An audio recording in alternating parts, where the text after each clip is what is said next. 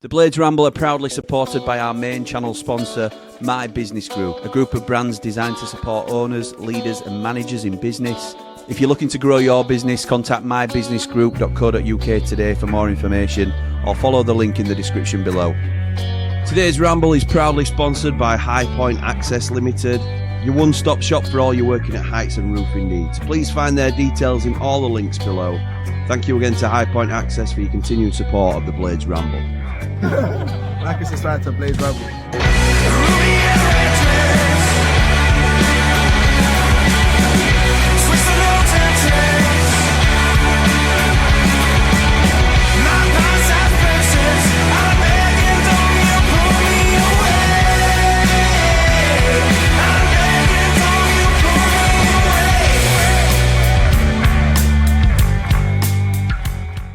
What is happening, Blades? And welcome back to the Blades Ramble. I'm, of course, Jimmy, and this is Rumour Has It. Now, we are still reeling from the retained list. Certainly here at Ramble HQ, we are reeling from the retained list where it was revealed that Jairo will be leaving the club. It has since been reported by Danny Hall in the Sheffield Star, and I haven't read the full article yet, and I don't want to spoil whatever he's put in terms of the information he's put out. And I've done that intentionally so that you go and support him over there as well. So I'm just going to give you an opinion on the headline that I saw, which was the Jairo move is has potentially been decided to orchestrate a return for Kalvin Phillips. Now, this is the latest of several rumours we've heard about Kalvin Phillips. The season hasn't even finished yet, technically, because the Championship playoff final hasn't yet been played. And Kalvin Phillips has been rumoured to be returning to Sheffield United, and it's been a regular thing all the way through. Now, this could have been touchy subject rather than rumour has it, because I'm not convinced that a lot of Blades are on board with this. And I'm keen to get your comments and your opinions in on why. I think I just go back to when Kalvin Phillips was first rumoured to be coming in. I didn't believe it for a start, but in January when we were talking about Kalvin Phillips and the level of player that we could be getting here, I was ridiculously excited. You can go back and see it. It's there live on the internet that signing a player of the calibre of Kalvin Phillips can be a bit of a game changer. It certainly still shows we've got a lot of pull at this level. We have talked a lot about realigning our expectations in terms of where we need to think we are as a club.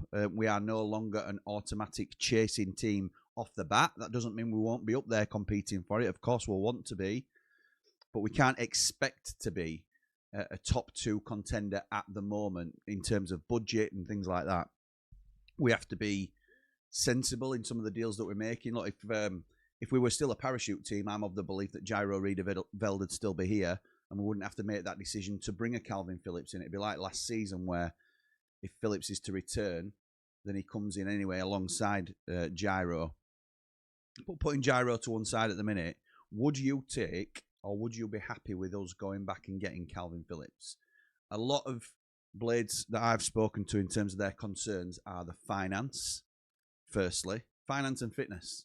And that's, conversations that we'll likely circle back to with a lot of Blades targets and a lot of Blades potential signings. I don't think his ability is really the question. Some will question his current ability in terms of we haven't really seen that Kalvin Phillips. What I would counter to that in terms of the Kalvin Phillips that got the player of the season for England and things like that just 4 or 5 years ago, my counter argument to that would be Chris Wilder will always back himself to get the best out of players. You look at players like John Egan, Chris Basham, George Baldock, Ender Stevens, John Fleck. He got the absolute maximum out of these players. And if he can do it to the level of a Kalvin Phillips, then we've got one hell of a player in our hands. But then there's also the finances and the fitness to take into consideration. Now, the finances is something that he often refers back to, that we got an unbelievable deal last time with City.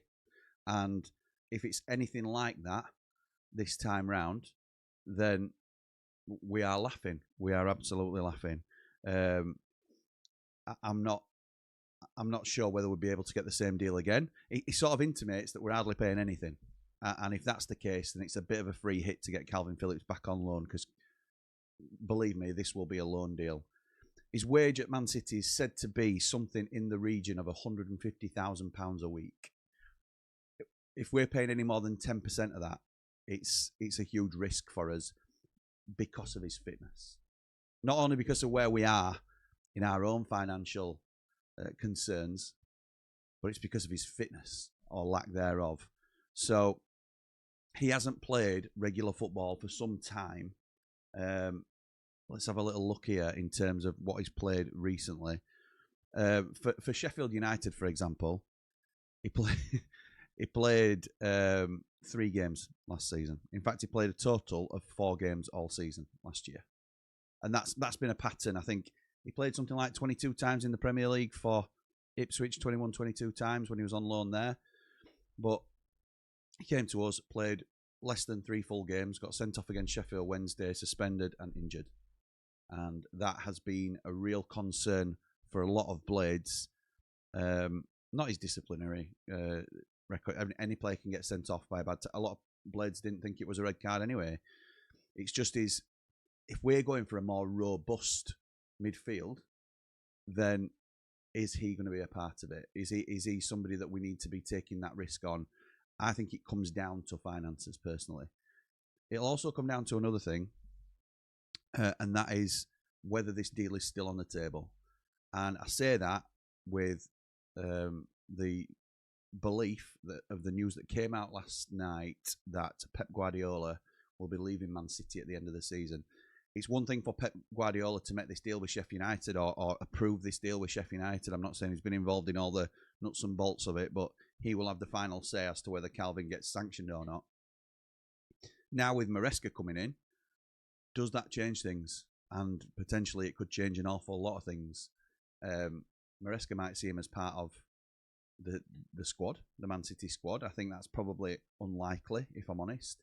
But he could also see it as a huge burden in terms of wages, and he needs to get him off the wage bill, so we're going to have to sell him rather than loan him out, or loan him out to a team that will pay the majority of his wages.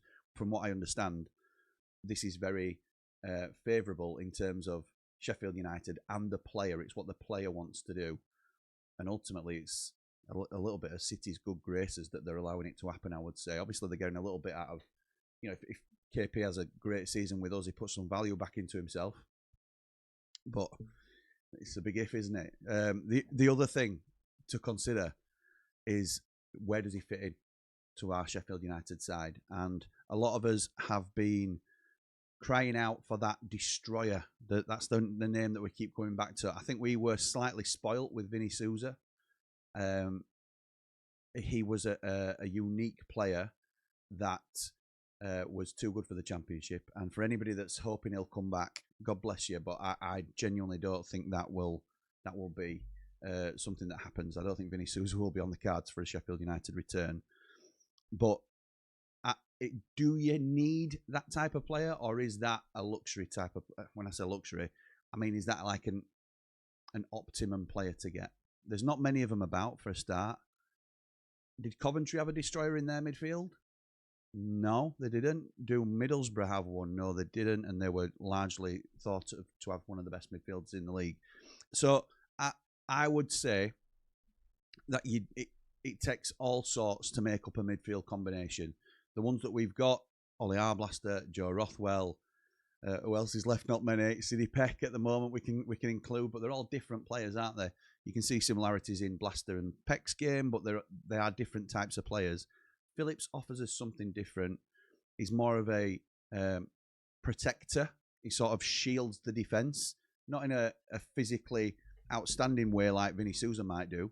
He's not an athlete to get up and down the pitch, but he's a clever player that will win the ball and give it, and that brings its own attributes to a team. So I'm keen to hear what you guys think about this. Would you do it? Is it obviously dependent on the type of deal that it is, or do you think we just have to move on and say that it's not really, you'd rather get somebody else? And if you would rather get somebody else, are there any names that you realistically think Sheffield United without parachute payments can go after? So let me know in the comments.